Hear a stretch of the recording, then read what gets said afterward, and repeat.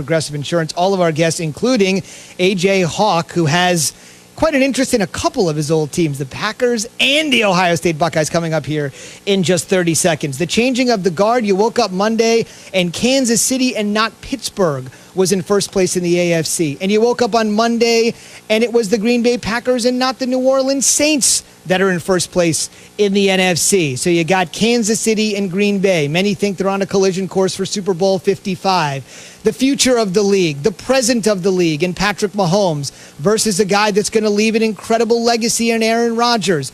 Both guys looking for Super Bowl championship number 2, and both in some way, whatever order you want, going 1-2 in the MVP race. And for more on that, let's bring in A.J. Hawk.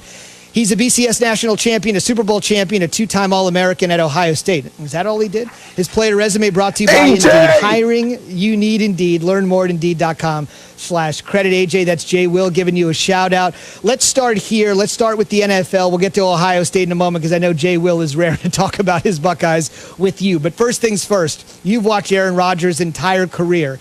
Is the way he's playing right now, is this the best football we have seen from Aaron Rodgers? Wow, that's a great question. I mean, we've seen him do so many special things over the years, and I got to see it firsthand for so long. But yeah, I mean, I'd be hard pressed to point to a time in his career where I could say, oh yeah, he was far and away playing better then than he is right now. Like, I feel like this year he's found a way to kind of put it all together, like physically, mentally. Like you watch him play, he just looks like he's having so much fun. It looks like it's easy for him, which is something that he's been able to do his whole career. And you mentioned he and Patrick Mahomes, standing up top, fighting for that MVP race. I tell you what, it just got me thinking. Like, State Farm is not too upset. State Farm has both of them in their campaigns running commercials all over the place. Like, those guys, that was money well spent to get those two guys. How confident are you that the Packers can make a serious, and I mean serious, Super Bowl run? I'm very, very confident in what their offense is able to do, and mainly because of what Aaron can do. And Devontae Adams is one of the most, for some reason, like under the radar, unbelievable superstars out there in the league. I think he's finally starting to get a little pub of what he deserves, but he is so good, and he's so good for the team and such a good leader. But I'm super confident in their offense. Their defense, most of the times I'm very confident, but what worries me is what happened last year in the NFC Championship game when the Niners were able to kind of run all over them. I just hope something like that doesn't happen again, to where their defense can kind of get exposed when it really matters.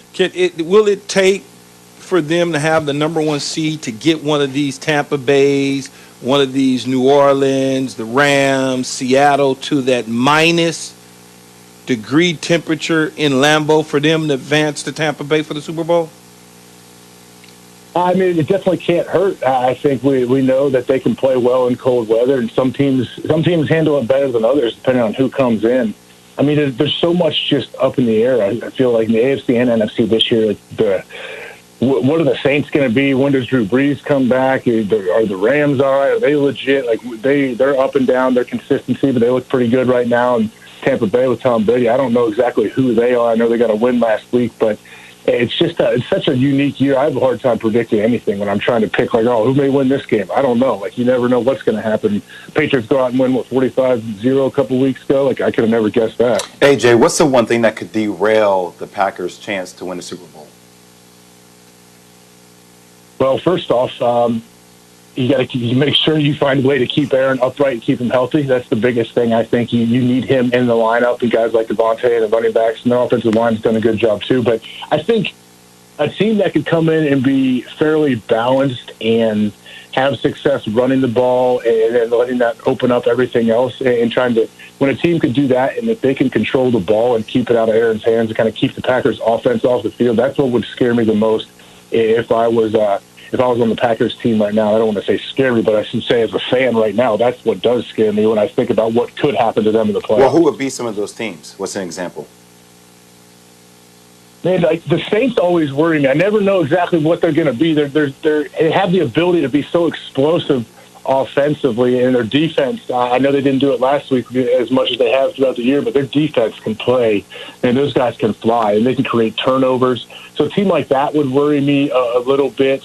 I guess when I look around the NFC East, I don't know if if I really would worry too much about Washington. Now I know you can't take anyone lightly, but they don't have they're not scoring a ton of points offensively. Their defense knows how to score points though, so they're always going to battle. But it seems like New Orleans and the Bucs, if they find a way to put it together here in these last 3 weeks of the regular season and start to play their best football, that'd be a team I'd keep an eye on too. A.J. Hawk is joining us, the former Packers and Ohio State linebacker. We dug in deep with Green Bay. Let's get to your alma mater, the Buckeyes. What do you feel about their chances to make the playoff, and how do you feel like the Big Ten has handled them and all of this controversy this year surrounding the minimum game requirement? Well, I think we could have seen this one coming back when they postponed the season back in the day, and then they make the announcement they're coming back, and there's still like 6 weeks until they started.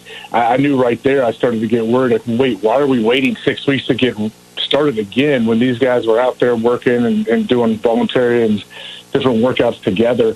So they didn't leave themselves any room. But I think with what the committee did going back and getting Ohio State in the Big Ten championship game, I think it's right. I think it's the right move to make. And guess what? I am biased. I went to Ohio State. I live in Ohio now. So sure, you can call me biased. But if you're trying to find the 4 best football teams in the nation, I certainly agree that Ohio State is in the argument to be one of those top 4 teams. But AJ, is it right to put them in the playoffs with?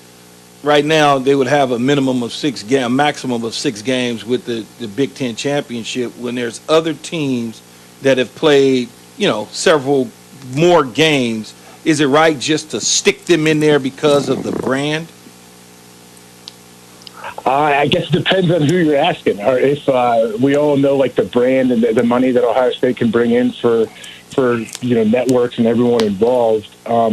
I don't know if it's right. I don't know if it's fair, but I think that's kind of where we are right now in 2020. The NFL season, I know going into the year, they said, like, hey, this is not going to be a completely fair situation, and it's not going to be a balanced competitive field. Like, there could be ups and downs, and you never know if you're going to have how many guys are going to be available for games due to COVID and everything. So I don't know if it's right or fair. That's a great question. It depends who you ask, but I think I guess it may not be fair to some teams, but I think it's the right move right now. AJ, if USC is 5-0, if you could flip them, would you have USC in? No. Should I? Do you think I should, Jay? I'm asking you, but Keyshawn's been making a push for USC to get in there. I wanted to hear what your thought was. Don't speak for me. Well, I hear you every day. I understand you. Hey, guess my good buddy Graham Harrell is the offensive coordinator out there at USC, and I love that guy, and I think he's going to be a head coach soon. But I'd be weary putting him in. I think it's definitely something that I think people at USC have an argument. I really think they should be ranked a little bit higher, and they understand, like, hey, what's going on? We're still undefeated too. But yeah, I don't. That's what I was going to ask you, AJ. What's the difference between Ohio State and USC? Both are 5-0. Both are going into championship weeks to play in for the championship title. What's the difference? You can't make the argument that Ohio State is playing better competition. No, you can't, and I agree with you there. I guess what's the only difference? The last 8-10 years of how they played, is that what the committee goes off of? Like the success that they have had and the brand that they've built, and we know USC is an absolute national brand, and they are unbelievable. But if this was the USC back when Liner and Reggie were there when I was in college, and you got Keanu Reeves and Snoop in the end zone and all of these celebrities everywhere, and they're taking over the world, maybe USC would get in if they're 5-0 right now. But I think they're a little bit removed from all that success that they have biased. And I think maybe that takes some of it. West Coast, East Coast bias. I don't want to hear that mess. Hey, at least you're right, man. It happens on the West Coast. We don't see it out here. We're in bed. That's the problem for you guys. An admission of guilt that a lot of people don't want to come forward with, but at least it's equal time. Key's equally biased, and so is AJ as he gets set to watch his Buckeyes play in the Big Ten championship game for the 4th straight year. Really appreciate your perspective on the NFL and college football this morning, and best of luck to all your teams with an S moving forward. Thanks, AJ. Appreciate you, AJ. Thanks, guys. I enjoy the show. All right, brother. Thank you very much. Last thing I want to quickly mention, Ohio State playing in the Big Ten championship game for the 4th straight year, but for the second time in 3 years, they're playing Northwestern. I know nobody's giving Northwestern a chance. They're going to get blown out, all that go. sort The of Fighting stuff. Reese Davises. Here you go, Fighting Zubin. Reese You get ready to give me a long history comes the of stat, Northwestern and what they've done. And go ahead. We can start with Key's game against them in the mid-'90s, which Key would certainly love to go down memory lane with that, with the Trojans over the Wildcats. But I just want to mention for Northwestern, it's an amazing achievement to be there for the second time in 3 years. Ohio State, you're just expecting them to be there. Keyshawn J. Will Zubin, presented by Progressive Insurance. Protecting your small business is a big deal. Cover what you work so hard for. Visit progressivecommercial.com. Key's real rankings are on the way, including a team in the top 3 that has not made noise in the NFL in 25 years. Key will unveil that team on the way, but first a reminder that beginning Tuesday, January 5th,